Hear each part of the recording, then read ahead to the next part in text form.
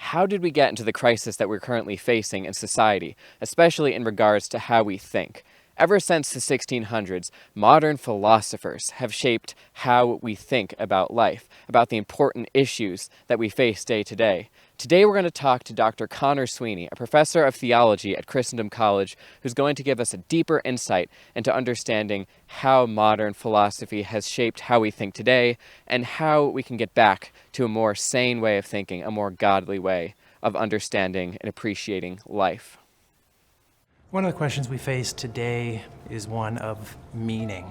Is there a deep meaning to reality, or is reality just on the surface? And when we look at our world today, we speak of our modern world, which tends to be very secular in terms of how we understand things. So how do we get to a point in the West where, as Nietzsche expressed it, God is dead? Somehow meaning, transcendent meaning, religious meaning, in many respects no longer seems to be part of the fabric of our existence. We believe in many things, he thinks, but we don't actually believe in God. You can look at Christianity and say, well, we failed in many respects in regard to embodying the gospel truths. Part of that failure resulted in the so-called wars of religion, the splintering of the whole Christendom project. And when you consider the ideas of the Enlightenment, freedom is so important here. The idea of freedom as liberation, the idea of a self who no longer needs to live under the shadow of tradition and authority. And so once that idea takes root, it tends to take root at a very deep level. I need to define myself in order to realize myself. It's like when you're young, growing up in your family, your parents are telling you what to do and what not to do.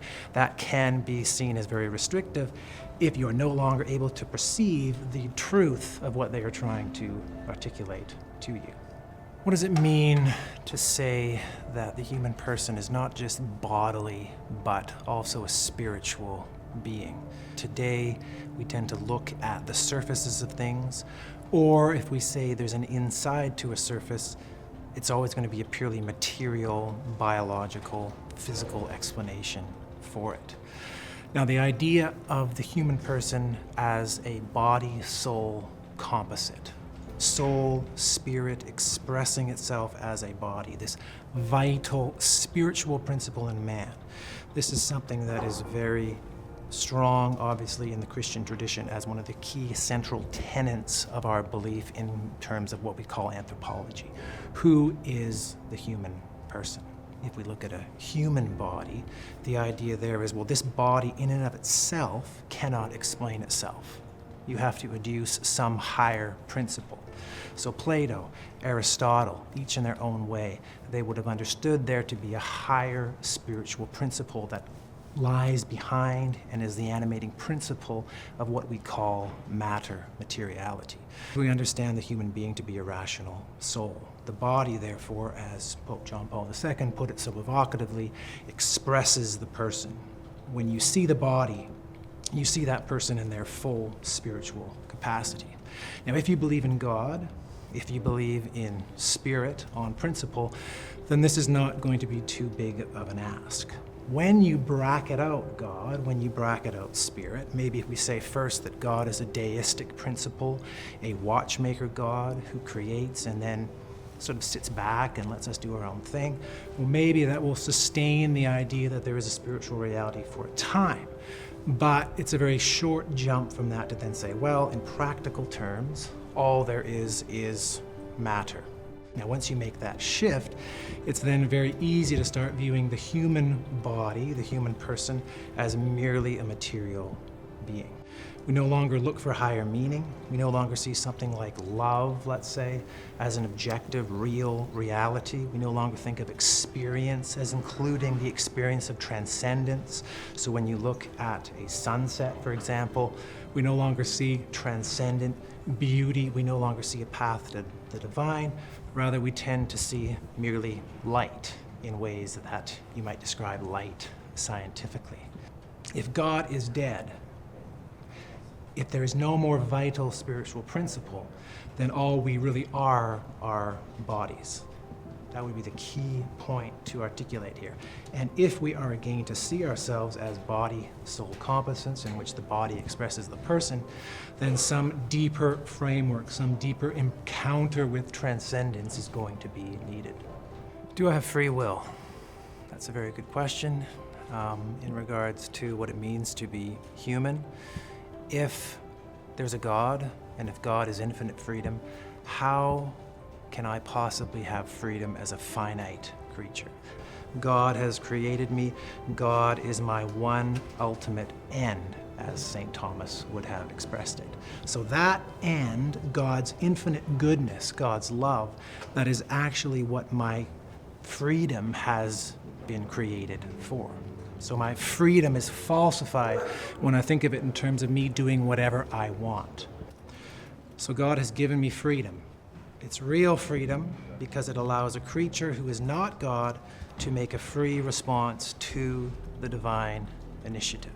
If freedom is oriented to the good, then an act against that good is the precise opposite of freedom, i.e., slavery. What is virtue? How does virtue relate to the moral life? It has something to do with the way in which I have been created with this capacity for God. And so I realize myself, therefore, by particular acts. And these particular acts either actualize my existence as created by and for God, or they take me somewhere far away from the fullness of my existence. And so in this sense, morality, action, virtue, these are paths towards the good life, towards happiness. Happiness being union with God, something that I recognize as connatural to me.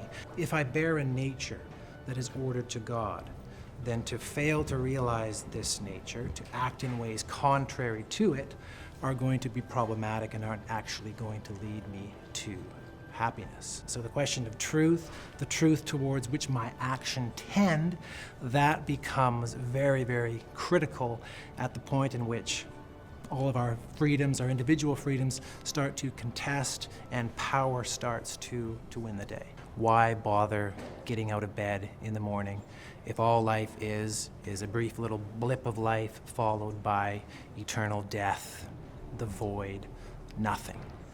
That's a permanent, pressing, existential question for us today. And is there an answer? Well, the answer of Christianity, and to some extent the answer of the preceding Greek tradition, Aristotle, would say, well, no, there is actually a determinate end, or telos meaning end in Greek, to which the human person is ordered. And this end, says Aristotle, is commensurate with my nature, and if I follow this end, if I realize this end, I will be happy. One of the key ideas of the Enlightenment is that the individual is king. The individual is sovereign and autonomous. Now, the Christian idea of the individual, the self, the person, is in many respects diametrically opposed to the modern secular one. To be an individual, to be a person, is always to come from another. It is to be from the other, from God, if we're speaking in terms of creation.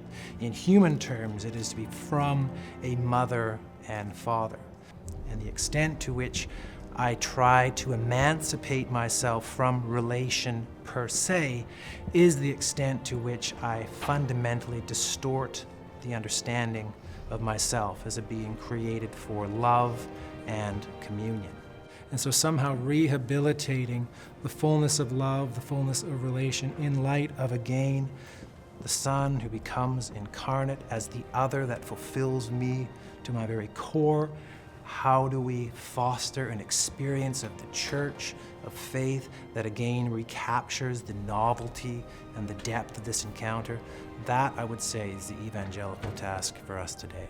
That's definitely inspiring, understanding how we got to where we are, what the problems are, and how to face them fundamentally, how to reorder our lives, especially in regards to forming relationships, realizing that we come from a mother and a father, that we come from God as creatures to be in relation to others, to love, and to get back to a better way of thinking, to live a life of joy, fulfillment, peace, and communion. This is what we can bring to a world that is hurting because of modern philosophy. It's up to us to make a difference.